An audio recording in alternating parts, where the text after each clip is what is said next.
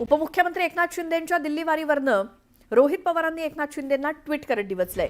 शिंदे साहेब जेव्हा गावाला किंवा दिल्लीला जातात तेव्हाची परिस्थिती म्हणजे अंतर्गत कुरघोड्यांचा पुन्हा सुरू झालेला खेळ आणि ऑल इज नॉट वेल सांगण्याची आली वेळ, असाच त्याचा अर्थ असतो. मित्रपक्षांकडून होणाऱ्या कुरघोड्यांची चीड हे शिंदे साहेबांना नक्कीच असेल. असो, जनतेच्या मूलभूत प्रश्नांकडे दुर्लक्ष करणाऱ्या या निष्क्रिय सरकारच्या नियमित कृतीशील कुरघोड्यांना महाराष्ट्र देखील कंटाळलेला आहे, हे मात्र नक्की, अशी पोस्ट करत रोहित पवार यांनी एकनाथ शिंदे यांना डिवचलंय. काल गुरुवारी भाजपच्या माजी खासदार आणि आमदारांची अत्यंत महत्त्वाची बैठक झाली. भाजपचे प्रदेशाध्यक्ष रवींद्र चव्हाणांच्या अध्यक्षतेखाली ही बैठक पार पडली. स्थानिक स्वराज्य संस्था निवडणुकीच्या पार्श्वभूमीवर भाजपकडनं सध्या रणनीती ठरवली जाते आणि त्या पार्श्वभूमीवरच या बैठकीत जिल्हानिहाय संघटनात्मक स्थितीचा आढावा घेण्यात आला. दरम्यान पालिका निवडणुकीच्या तोंडावर आता पदाधिकाऱ्यांची जबाबदारी, जनसंपर्क मोहिमा आणि सरकारी योजना जनतेपर्यंत पोहोचवण्याची विशेष जबाबदारी सुद्धा कार्यकर्त्यांना देण्यात आली आहे. दरम्यान प्रदेश कार्यालयात सुरू असलेल्या या बैठकीला पक्षाचे वरिष्ठ पदाधिकारी, माजी खासदार, माजी आमदार आणि प्रदेश संघटन मंत्री सुद्धा उपस्थित होते. आणखी एक मोठी बातमी आहे. उद्या पनवेल इथे शेतकरी कामगार पक्षाचा वर्धापन दिन मेळावा पार पडणार आहे. या मेळाव्यासाठी मनसे अध्यक्ष राज ठाकरे आणि शिवसेना ठाकरे गटाचे खासदार संजय राऊत उपस्थित राहणार आहेत. एका कार्यक्रमाला राज ठाकरे आणि संजय राऊत एकत्र उपस्थित असतील. पनवेलमध्ये शेतकरी कामगार पक्षाचा वर्धापन दिन, त्यानिमित्तानं एक मेळावा पार पडणार आहे आणि या मेळाव्यासाठी मनसे आणि शिवसेना उद्धव बाळासाहेब ठाकरे पक्ष हे पुन्हा एकदा एकत्र येत आहेत. निमित्त आहे पनवेलमधला शेतकरी कामगार पक्षाचा वर्धापन दिन आणि त्यानिमित्तानं आयोजित केलेला मेळावा. मनसे अध्यक्ष राज ठाकरे आणि शिवसेना उद्धव बाळासाहेब ठाकरे पक्षाचे खासदार संजय राऊत हे दोघेही या कार्यक्रमाला उपस्थित असणार आहेत एकत्र. तर पनवेलमध्ये पार पडणाऱ्या या कार्यक्रमामध्ये मनसे आणि उबाठा या दोन्ही पक्ष पुन्हा एकदा एकत्र येतात आणि खास करून राज ठाकरे आणि संजय राऊत एकत्र या कार्यक्रमाला उपस्थित असतील. या संदर्भात माहिती घेऊयात आमचे प्रतिनिधी उदय जाधव यांच्याकडनं. उदय, पुन्हा एकदा दोन्ही पक्षाचे नेते एकत्रित एका कार्यक्रमाला, काय माहिती? उद्या पनवेलमध्ये शेतकरी कामगार पक्षाचा वर्धापन दिन आहे आणि वर्धापन दिनानिमित्त एक संयुक्त मेळावा जो आहे तो आयोजित करण्यात आलेला आहे आणि या मेळाव्याला त्यांनी मनसे अध्यक्ष राज ठाकरे यांना देखील निमंत्रित केलेलं आहे. त्याचबरोबर शिवसेना उद्धव बाळासाहेब ठाकरे पक्षाचे खासदार आणि नेते संजय राऊत यांना देखील निमंत्रित केलेलं आहे. माहिती मिळालेली आहे त्यानुसार मनसे अध्यक्ष राज ठाकरे आणि शिवसेना ठाकरे गटाचे नेते संजय राऊत हे या मेळाव्याला उपस्थित राहणार आहे. याआधी देखील आपण पाहिलेलं आहे दोन्ही ठाकरे बंधू एकत्र येतील या संदर्भात मोठ्या प्रमाणात राजकीय चर्चा सुरू आहे. संयुक्त मेळावा मराठी जो आहे तो देखील पार पडलेला आहे.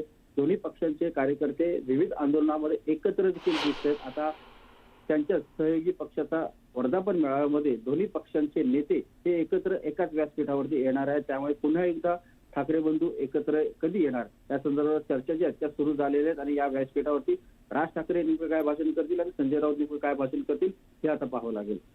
बिलकुल उदय, धन्यवाद या माहितीसाठी. एक असं नाव आहे की ज्याने आपल्या लेखणीनं अनेकांच्या रक्तामध्ये स्फुल्लिंग जागृत केलं. जगातल्या अनेक देशांमध्ये ज्यांचं साहित्य वाचलं जातं, प्रकाशित केलं जातं, संयुक्त महाराष्ट्राच्या चळवळीमध्ये ज्यांनी आपल्या गीतांनी या चळवळीला एका आगीचं स्वरूप करून दिलं आणि खऱ्या अर्थानं वंचितांचा आवाज हा समाजामध्ये पोचवण्याचं काम हे लोकशाहीर साहित्य सम्राट अण्णाभाऊ साठेंनी केलं. पृथ्वी शेषनागाच्या डोक्यावर नाही तर ते कामगाराच्या तळहातावर आहे, अशा प्रकारचा संदेश देणारे लोकशाहीर अण्णाभाऊ साठे होते. आणि म्हणून आज त्यांच्या जयंतीच्या निमित्ताने त्यांना अभिवादन करण्याकरता मी या ठिकाणी आलो आहे. आणि निश्चितपणे वंचितांच्या विकासाचा जो मार्ग त्यांनी दाखवलेला आहे त्यावर चालण्याचा प्रयत्न आम्ही करू, अशा प्रकारचा संकल्प देखील आज पुन्हा एकदा आम्ही करतो. महाराष्ट्राला नवीन कृषी मंत्री मोठी बातमी गुरुवारी भाजपच्या माजी खासदार आणि आमदारांची अत्यंत महत्त्वाची बैठक पार पडली। भाजपचे प्रदेश अध्यक्ष रवींद्र चव्हाण यांच्या अध्यक्षतेखाली ही बैठक पार पडली। स्थानिक स्वराज्य संस्था निवडणुकीच्या पार्श्वभूमीवर भाजपकडून सध्या रणनीती ठरवण्यात येते आणि त्या पार्श्वभूमीवरच या बैठकीत जिल्हानिहाय संघटनात्मक स्थितीचा आढावा घेण्यात आला। दरम्यान पालिका निवडणुकीच्या तोंडावर आता पदाधिकाऱ्यांची जबाबदारी, जनसंपर्क मोहिमा आणि सरकारी योजना जनतेपर्यंत पोहोचवण्याची विशेष जबाबदारी देखील कार्यकर्त्यांना देण्यात आली आहे। दरम्यान प्रदेश कार्यालयामध्ये सुरू असलेल्या या बैठकीला पक्षाचे वरिष्ठ पदाधिकारी, माजी खासदार, माजी आमदार आणि प्रदेश संघटन मंत्री उपस्थित होते। तर भाजपच्या माजी खासदार आणि आमदारांची अत्यंत महत्त्वाची बैठक पार पडलेली आहे। भाजपचे प्रदेशाध्यक्ष रवींद्र चव्हाण यांच्या अध्यक्षतेखाली ही बैठक पार पडली। स्थानिक स्वराज्य संस्था निवडणुकीच्या पार्श्वभूमीवर भाजपकडून सध्या रणनीती ठरवण्यात येते।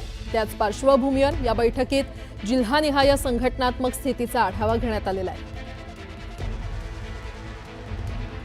प्रदेश कार्यालयामध्ये सुरू असलेल्या या बैठकीला पक्षाचे वरिष्ठ पदाधिकारी, माजी खासदार, माजी आमदार आणि प्रदेश संघटन मंत्री उपस्थित होते। पालिका निवडणुकीच्या तोंडावर भाजपकडून आता मोर्चे बांधणी सुरू करण्यात आलेली आहे। भाजपकडून बैठकांचा धडाका लावण्यात आलेला आहे। रवींद्र चव्हाण यांच्या अध्यक्षतेखाली काल अत्यंत महत्त्वाची आमदारांची आणि खासदारांची किंवा माजी खासदारांची बैठक पार पडली आणि या संदर्भात अधिक माहिती देत आहेत आमचे प्रतिनिधी तुषार उपनवर आपल्यासोबत जोडले गेलेले आहेत। तुषार, पालिका निवडणुकीच्या तोंडावर आता भाजपकडून एक प्रकारे ही मोर्चे बांधणी सुरू झालेली आहे। नक्कीच प्राजक्ता, आपण पाहत असेल तर येणाऱ्या 2 ते 3 महिन्यामध्ये राज्यभरातल्या सर्व महानगरपालिकांमध्ये निवडणुका आहेत। ह्या निवडणुका आपल्याला मिनी विधानसभा निवडणुका म्हणून ओळखल्या जातात। त्यामुळेच आता भाजपाचे प्रदेशाध्यक्ष रवींद्र चव्हाण झाल्यापासून आपल्याला दररोज मॅरेथॉन बैठकांचा आढावा सुरू असल्याचं पाहायला मिळतं आहे। तर दररोज आपल्याला दर आठवड्यामध्ये आपल्याला अनेक पक्षप्रवेश देखील पाहायला मिळत आहेत। काल जी बैठक झाली ती बैठक यासाठी महत्त्वपूर्ण होती कारण की 2014, 2019 आणि 2024 या 3 लोकसभा आणि विधानसभा मतदारसंघांमधले माजी आमदार, खासदार आणि प्रमुख पदाधिकारी उपस्थित होते। या बैठकीमध्ये प्रामुख्याने भाजपचे प्रदेशाध्यक्ष रवींद्र चव्हाण यांनी मार्गदर्शन करत असताना सरकारच्या योजना जनतेपर्यंत पोहोचवण्यापर्यंत कार्यकर्त्यांनी कशा प्रकारे काम केलं पाहिजे या संदर्भातलं मार्गदर्शन करताना पाहायला मिळालं। त्याचप्रमाणे संघटना मजबूत करत असताना बूथ पातळीपासून ते मंडलपर्यंत प्रत्येक माजी आमदाराने, खासदाराने किंवा जिल्हा अध्यक्षाने कसं योगदान द्यावं या संदर्भातलं प्रमुख मार्गदर्शन केलं। कारण की येणारे स्थानिक स्वराज्य संस्थांच्या निवडणुका जशी विधानसभा निवडणूक आपल्यासाठी महत्त्वाची होती त्याचप्रमाणे आता सर्व महानगरपालिकांच्या निवडणुका या आपल्यासाठी महत्त्वाच्या आहेत। या स्वरूपातलं मार्गदर्शन स्वतः रवींद्र चव्हाण यांनी केलेलं आहे। आपण पाहत असाल तर मागच्या आठवड्यामध्ये मुख्यमंत्री देवेंद्र फडणवीसांनी संपूर्ण राज्यभरातल्या कोकण विभाग असेल, मराठवाडा असेल, पश्चिम महाराष्ट्र असेल, उत्तर महाराष्ट्र असेल किंबहुना मुंबई असेल या सर्व विभागनिहाय आपल्याला आढावा घेताना पाहायला मिळाला होता आणि स्वतः आता प्रदेशाध्यक्ष रवींद्र चव्हाण हे स्वतंत्रपणे आपल्याला आढावा घेताना पाहायला मिळतात। एकंदरीत आपण पाहिलं असेल तर रवींद्र चव्हाण प्रदेशाध्यक्ष झाल्यापासून आपल्याला पक्षप्रवेशांचा धडाका सुरू आहे।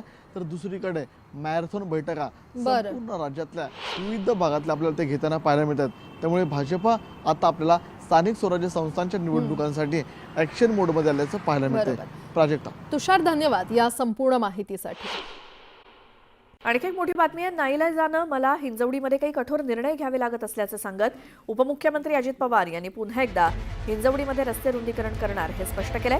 काही दिवसांपूर्वी त्यांनी हिंजवडी गावचे सरपंच गणेश जांभूळकर यांना खडेबोल सुनावले होते। यावर गणेश जांभूळकर यांनी हिंजवडीच्या विकास कामांना आमचा विरोध नाही, मात्र आम्हाला विचारात घेतलं जात नाही, केवळ IT अभियंता यांनाच विचारात घेतलं जातं असं सांगत रस्ते रुंदीकरणाबाबत गावकऱ्यांची मानसिकता नकारात्मक असल्याचं सूचित केलं होतं। त्यामुळे हिंजवडीचे ग्रामस्थ आणि प्रशासनातला वाद वाढण्याची शक्यता आहे।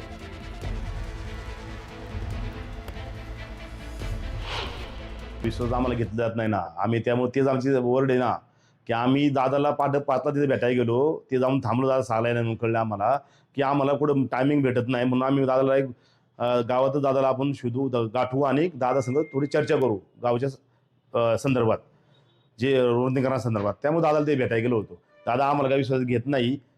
दादाचं काय आहे, ITN दादाला काय ते वेगळं सांगतात आणि त्या ITNचं ऐकूनच दादाचं थोडं हे झालेलं आहे, मना दादाच्या आमच्याबद्दल चुकीचा मेसेज गेलेला आहे की ग्रामपंचायतीत विकासाला आडी येते। आज कुठं विकासाला आम्ही आडी येत नाही। मला हिंजवडीला काही महत्त्वाचे निर्णय घ्यावे लागतात, नाईलाजाने घ्यावे लागतात. मलाही काही समाधान मिळत नाही त्याच्यातनं, कारण त्या काळात हिंजवडी असेल, बाकीचा माणचा परिसर असेल, तिथली वेगवेगळी गावं असतील, इथली परिस्थिती सूस असेल वगैरे, सगळीच गावं, तिथली परिस्थिती वेगळी होती, ती गावं होती.